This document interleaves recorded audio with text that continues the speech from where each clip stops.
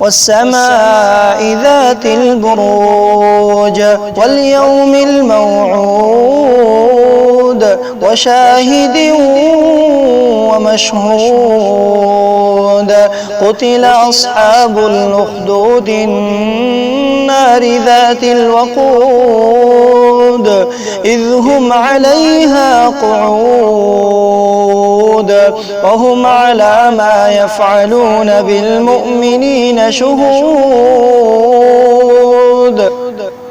وما نقموا منهم إلا أن يؤمنوا بالله العزيز الحميد الذي له ملك السماوات والأرض والله على كل شيء شهيد. إن الذين فتنوا المؤمنين والمؤمنات ثم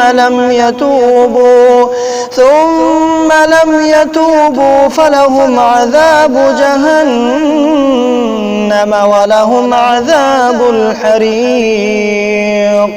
إن الذين آمنوا وعملوا الصالحات لهم جنات تجري من تحتها الأنهار ذلك الفوز الكبير. إن بطش ربك لشديد إنه هو يبدئ ويعيد وهو الغفور الودود ذو العرش المجيد فعال لما يريد. هل أتاك حديث الجنود فرعون وثمود بل الذين كفروا في تكذيب والله من ورائهم